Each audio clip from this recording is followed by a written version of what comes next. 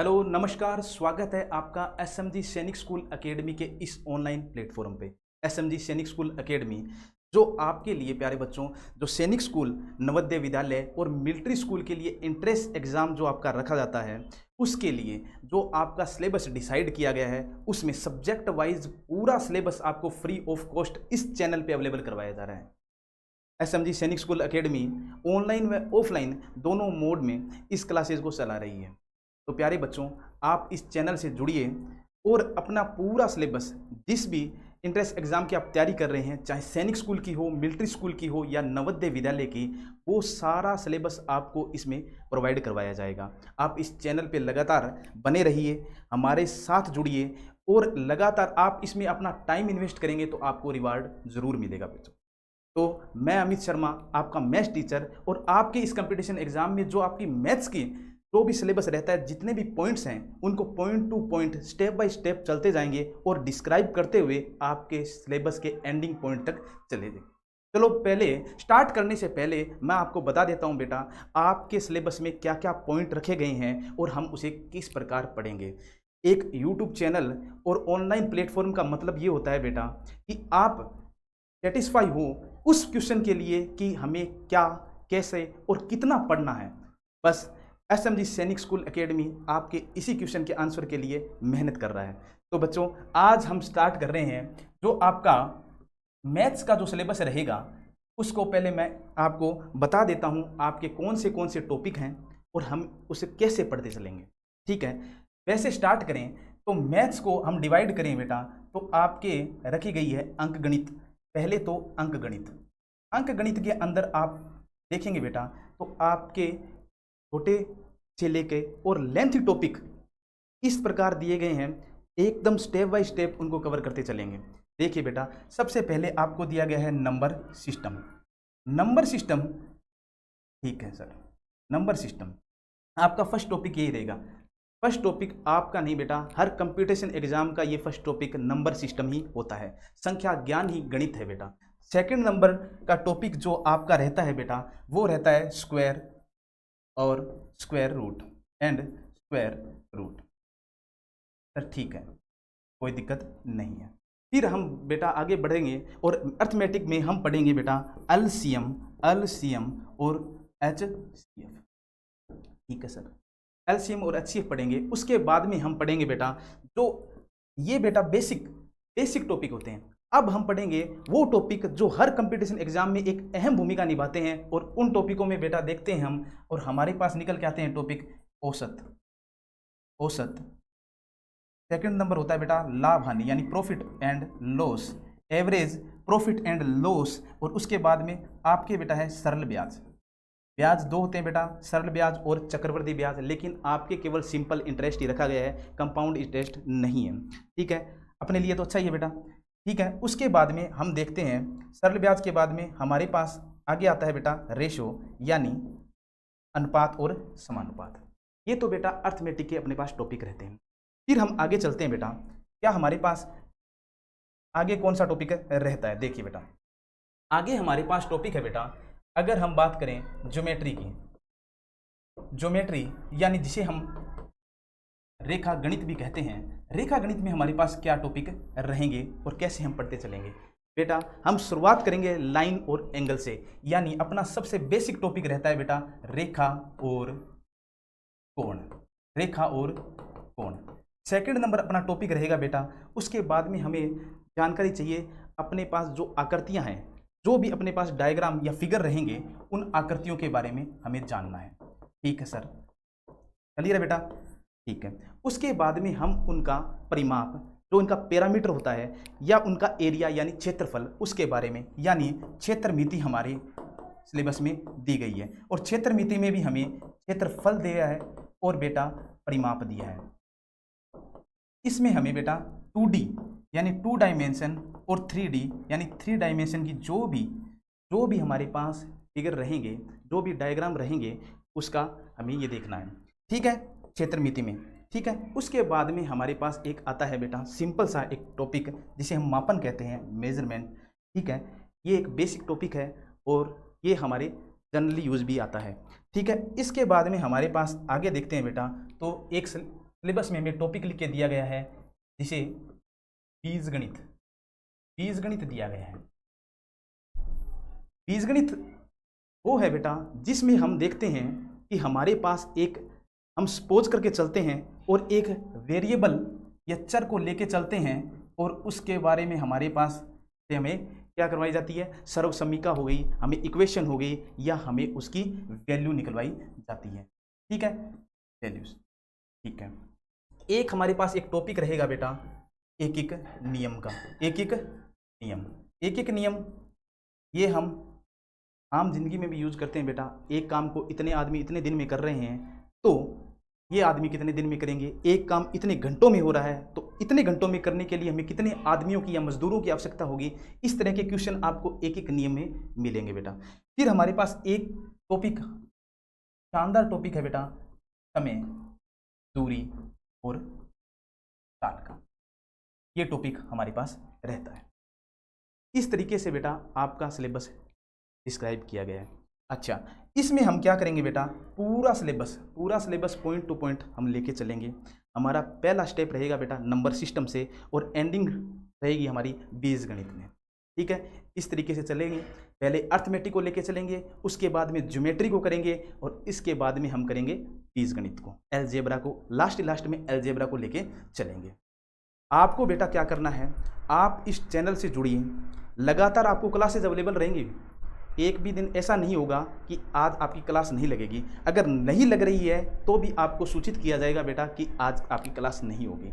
आप इस चैनल पे भरोसा कर सकते हैं, और आपका जो ये सफ़र है और इसमें हम आपका पूरा सहयोग करेंगे। ठीक है, अब देखिए बेटा, अब हमारा जो टॉपिक रहेगा वो नंबर सिस्टम से स्टार्ट करेंगे। हम किससे करेंगे बेटा, नंबर सिस्टम से स्टार्ट करेंगे। ठीक है, अब देखिए, नंबर सिस्टम से स्टार्ट करने से पहले आपको ये पता होना चाहिए, मैथ है जो एक फैक्चुअल सब्जेक्ट है। फैक्चुअल सब्जेक्ट कैसे, जिस तरीके से आप कोई भी काम सीखते हैं उसमें परफेक्ट तभी होते हैं जब आप उस काम का अभ्यास करते हैं। मैथ हमारे द्वारा आपको बताया जाएगा, और जितना हो सके हम उतना बताने की आपको कोशिश करेंगे, लेकिन आपकी जिम्मेदारी ये बनती है बेटा, जितना हमारे द्वारा बताया जा रहा है उस पर घर पे अभ्यास किया जाए। आप उस पर अभ्यास करेंगे तभी आप उसमें परफेक्ट हो पाएंगे। नंबर सिस्टम स्टार्ट करने से पहले मैं आपको बता दूं पहले नंबर के बारे में। नंबर यानी बेटा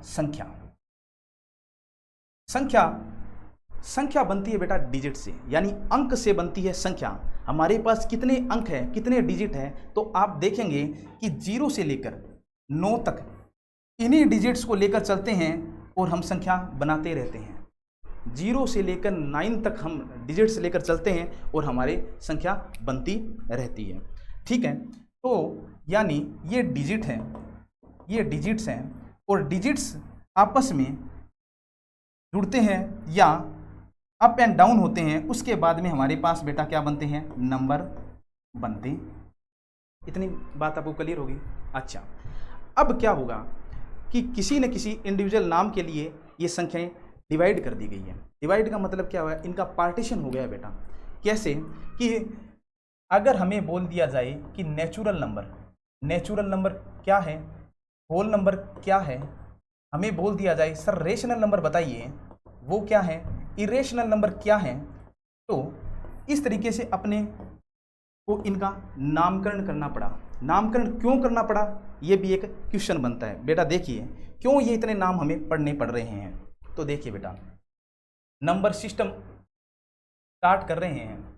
नंबर सिस्टम पहले क्या था बेटा, पहले हमारे पास क्या कैलकुलेटर वगैरह तो कुछ था ही नहीं, हमारे पास ये डिजिट्स भी नहीं थे।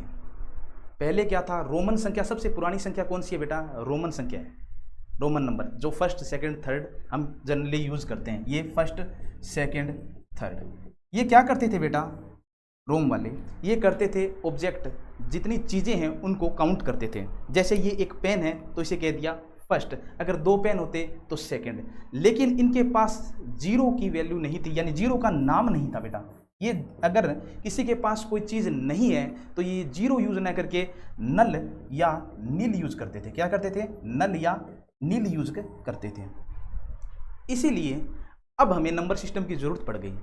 जीरो हमारे पास था नहीं, हमारे पास ये फर्स्ट सेकंड थर्ड ये रोमन नंबर थे और हम चले नंबर सिस्टम लेने।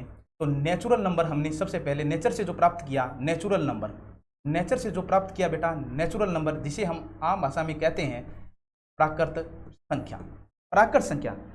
तो अब जीरो था नहीं तो स्टार्ट किससे करेंगे बेटा, 1 से करेंगे।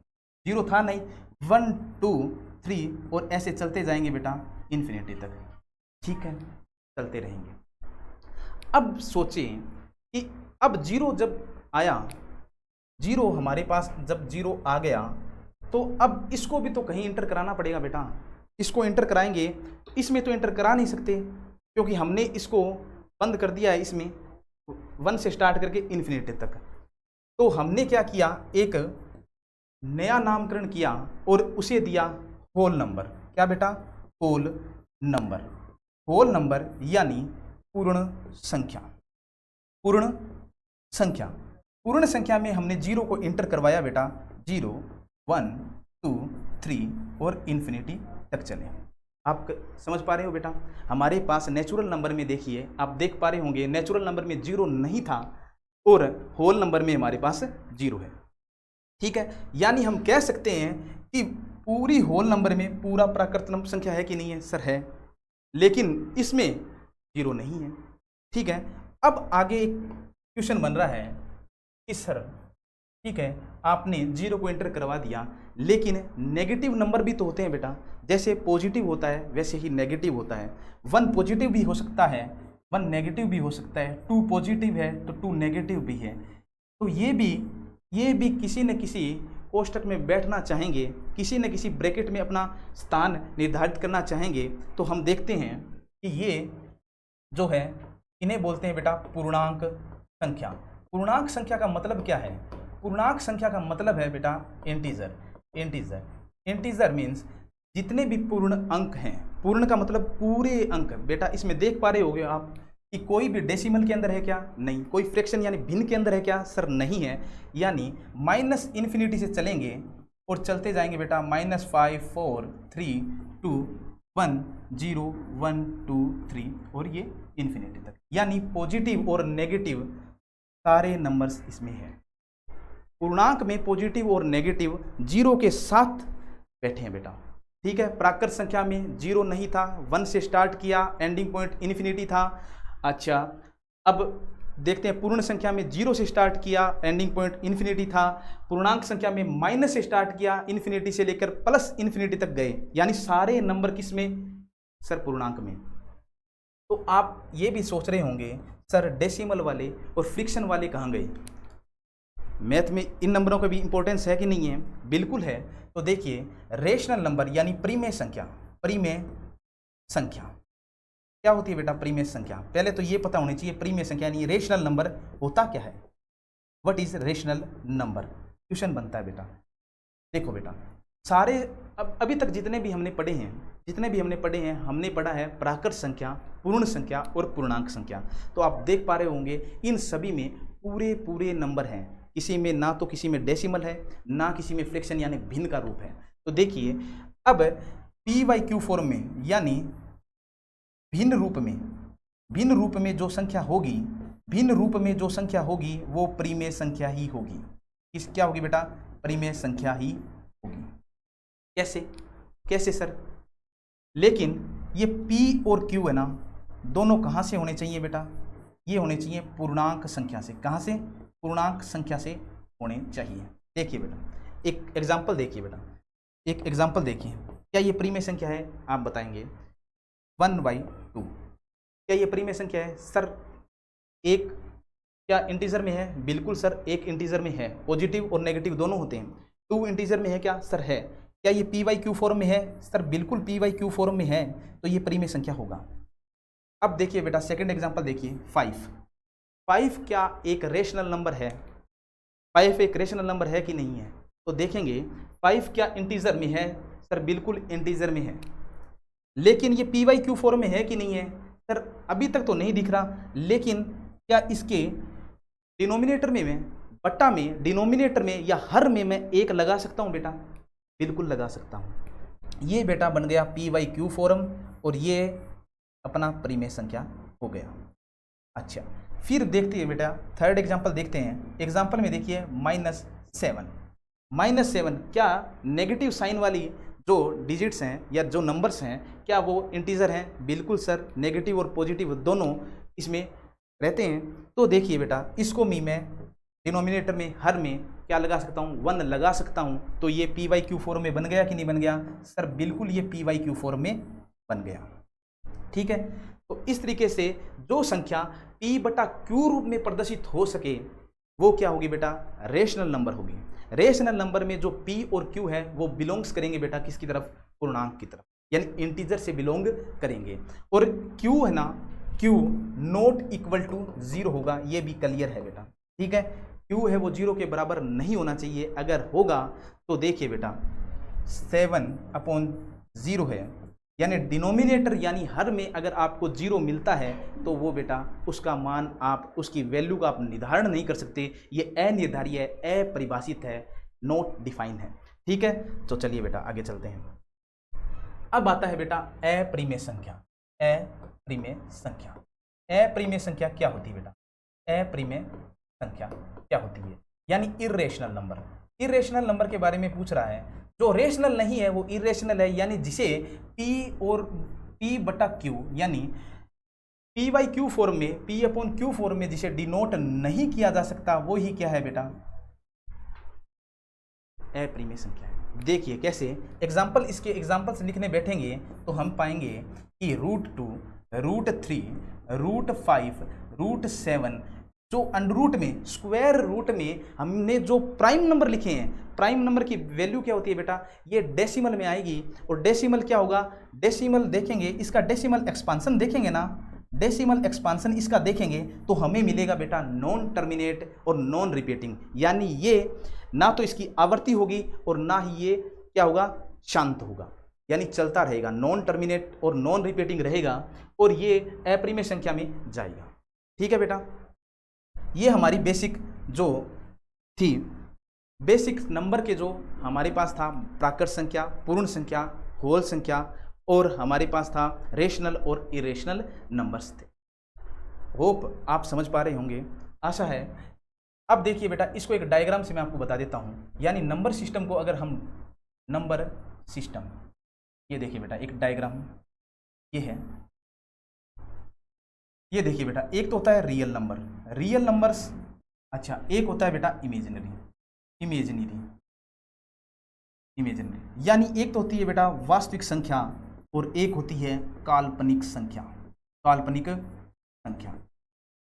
अब वास्तविक संख्या और काल्पनिक संख्या के बारे में आशा है अभी तक जो आपको पढ़ाया जा रहा है आपको समझ पा रहे होंगे, आप उसे रिलेट कर पा रहे होंगे। ठीक है, इसी तरीके से आपको जितनी भी आपके टॉपिक्स रहेंगे, ये अपना बेसिक इंट्रोडक्शन क्लास थी, इसलिए आपको केवल आपके सिलेबस को डिस्क्राइब करने के लिए आए थे और आपको नंबर सिस्टम का चैप्टर भी स्टार्ट करवा दिया है। साथ ही साथ बड़ी डिटेल से पढ़ेंगे बेटा, कोई दिक्कत नहीं है, पूरा पॉइंट टू पॉइंट पढ़ते चलेंगे, डिस्क्राइब करते चलेंगे। आप बस चैनल से जुड़ते रहिए, संस्था परिवार से जुड़िए, इसको हिस्सा बनिए, शेयर करिए, अपने दोस्तों को भी बताइए, लगातार इस चैनल से जुड़े रहिए। आपको इसमें पूरा सिलेबस कंप्लीट कराया जाएगा, फ्री ऑफ कॉस्ट रहेगा। बस आपको अपना टाइम देना है और आपको इस टाइम का बेहतरीन लाभ मिलेगा, ये आशा है। स्वस्थ रहिए, लगातार पढ़ाई करते रहिए। Thank you so much.